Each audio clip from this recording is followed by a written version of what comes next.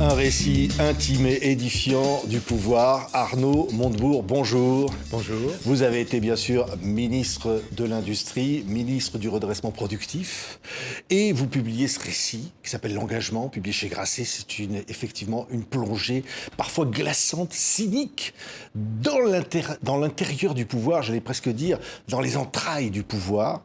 Et au fond, vous commencez ce récit en disant, c'est les Français qui sont le problème pour certains, et vous aviez voulu changer les choses. C'est l'histoire d'une mission assez impossible finalement, que j'ai acceptée. Et c'est là le récit sincère du passage d'un obstacle à un autre, d'un problème à un autre, pour arriver finalement à l'échec, la fracture. Ce n'est pas un récit à l'avantage de quiconque, ce n'est même pas ça le sujet. Le sujet, c'est d'être sincère et juste. Oui. Et de décrire les situations dans lesquelles j'ai voulu reconstituer les sentiments que j'éprouvais.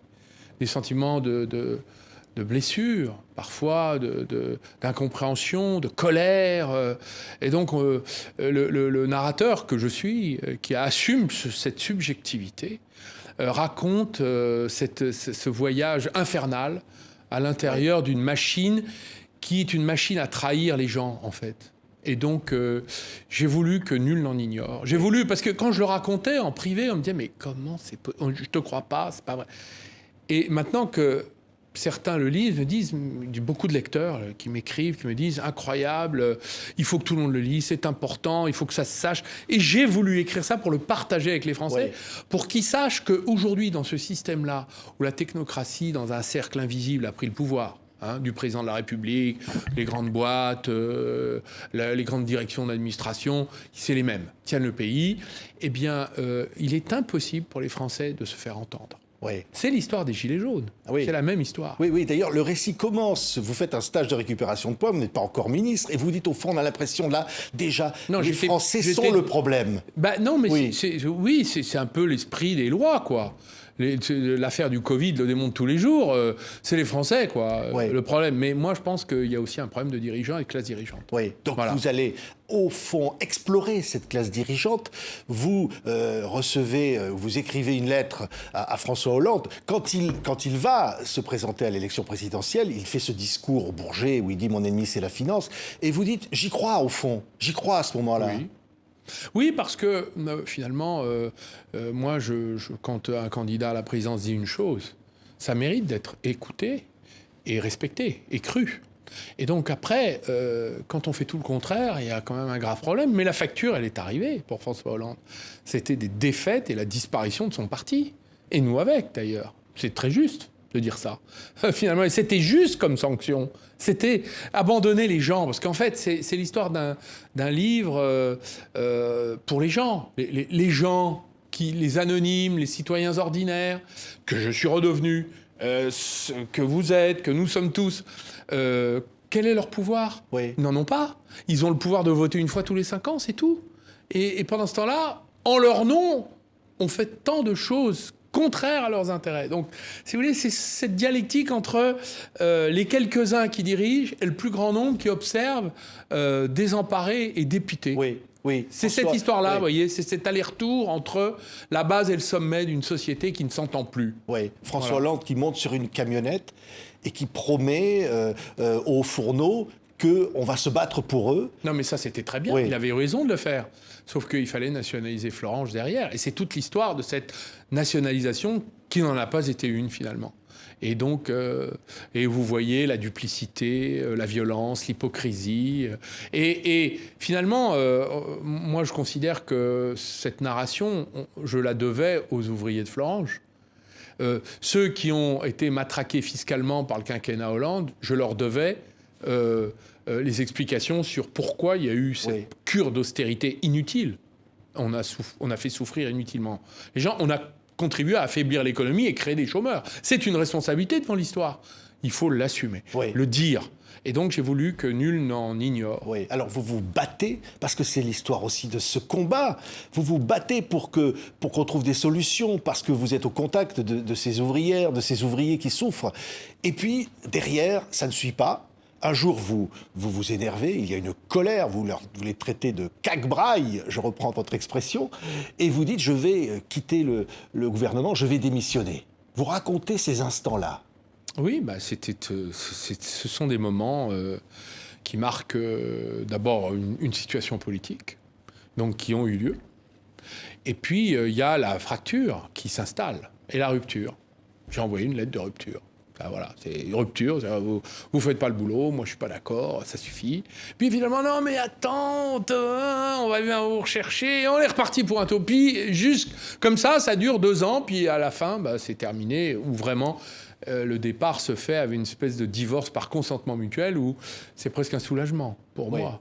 Il y a une sorte de théâtralité. Vous parlez d'ailleurs d'Emmanuel Macron, vous dites c'est le Julien Doré de la politique. C'est Frégoli. Oui. Frégoli, c'est celui qui changeait de costume toutes les 5 minutes. Alors il est tantôt de gauche, tantôt de droite, tantôt souverainiste, tantôt libéral, tantôt européen, tantôt je sais pas quoi. Ouais. Et il vous envoie une plaque un jour. Hein. Oui. Ben, c'est un garçon pour moi, un garçon qui change d'orientation en permanence, et donc il est très difficile de savoir où on va finalement avec lui. Et c'est exactement ce que nous vivons aujourd'hui. Oui. Où est le projet? Où allons-nous? Que faisons-nous ensemble? Ces questions-là sont fondamentales dans une nation de 67 millions. Et quelle nation? La grande nation française. Oui. Avec un peuple éduqué, informé, réfléchi, qui a une histoire tempétueuse, mais qui a la volonté d'écrire l'histoire. Donc on ne peut pas lui raconter des sornettes. Oui, alors le portrait de François Hollande est terrible dans ce livre au fond, et la fonction qu'il occupe. Vous dites, j'avais du respect pour la fonction, je n'en avais plus pour l'homme.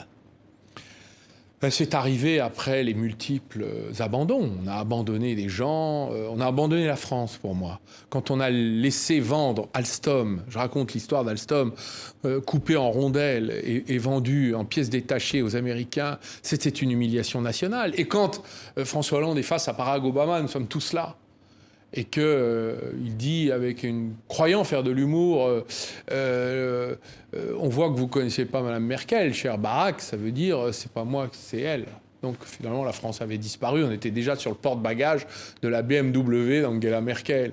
Il faut quand même vivre ces moments-là pour se rendre compte ce que c'est que l'affaiblissement, la faiblesse d'une nation, la faiblesse d'un gouvernement, la faiblesse d'un peuple à travers ses représentants, face à des attaques extérieures, à des mises en péril, à des atteintes à nos intérêts nationaux. Moi, ça m'a bouleversé, cette expérience, et a changé complètement ma vision des choses. Oui, vous décrivez d'ailleurs avec de l'humour, parce qu'il y a de l'humour aussi dans ce livre, quelque part. Vous dites François, c'est-à-dire c'est avec l'accent d'Obama, qui, vous dites, lui a mis un coup de batte de baseball peu de temps avant sur la question syrienne, et qui lui dit, mais au fond, où est la France? Et vous racontez donc cet humour, et vous dites au fond que la blague de François Hollande, je vous cite, retombe comme un éléphanteau dans une piscine étroite. Oui, on a eu un malaise.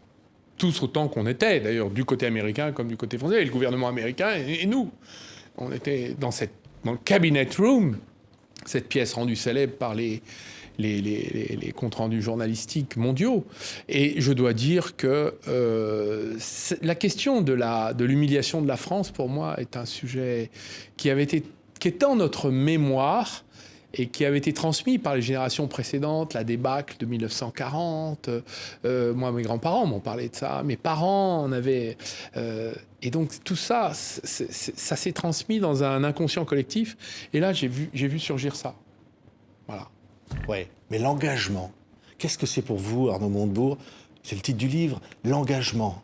Ben, c'est le fait, quand on fait quelque chose, on y va à fond, on y croit, et on essaie d'aboutir. Voilà. Pour moi, un engagement, il doit être total. Il doit être sincère parce qu'il doit entraîner les autres. Les autres comptent sur vous. Vous comptez sur eux. Donc, il y a une espèce de compagnonnage implicite qui se fait dans un pays entre, par exemple, un responsable public et ceux qui peuvent contester. Après, on peut lui reprocher d'avoir échoué, on peut lui reprocher de s'être dédié, mais dans ce cas-là, il aura eu l'honnêteté de dire « j'ai pas pu le faire, voilà pourquoi ». Mais là, on n'avait aucune explication, on a jeté aux orties toutes les espérances d'un peuple, et on s'est retrouvé en difficulté grave. Oui. Et la France a continué sa descente, comme elle continue encore aujourd'hui. Les derniers mots du livre, c'est l'engagement d'une vie, l'engagement d'une nouvelle vie. Au fond, vous ouvrez la porte. Mais peut-être, pourquoi ? Oui. Parce que moi, je n'ai pas du tout envie de voir la France entre les mains de Madame Le Pen. Et c'est ce qui est en train d'arriver. Pourquoi ? Parce que M. Macron est la seule personne dans le champ politique aujourd'hui qui est capable de faire élire Madame Le Pen.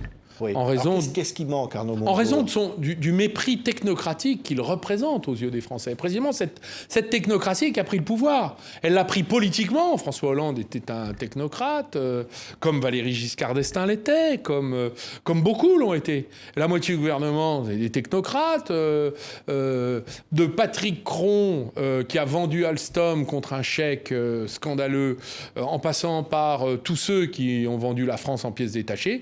Ce sont tous... Ils appartiennent tous à cette corporation-là.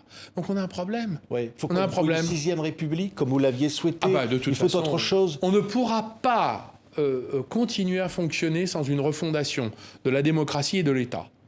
Voilà. C'est ce que je crois profondément après ces diverses expériences, y compris en ayant créé quelques petites entreprises très modestes. Oui, vous dites au fond derrière dans ce livre, l'alimentation. les Français sont abandonnés. Vous parliez des Gilets jaunes à l'instant, Arnaud Montebourg. Oui. C'est qu'au fond, cette technocratie, vous la rencontrez quand vous êtes ministre. On voit ces énarques qui s'auto-promeuvent et qui restent aux affaires et qui savent que leur avenir n'a aucun risque.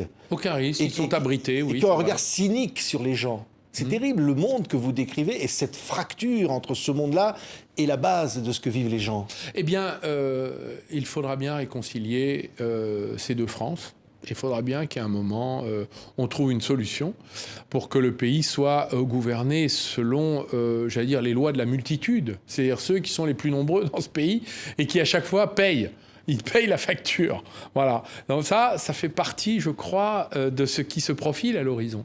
Donc il va falloir imaginer les conditions dans lesquelles on peut refonder la démocratie dans notre pays pour que, finalement, on n'ait pas une technocratie qui capture le pouvoir. Et moi, j'ai déjà...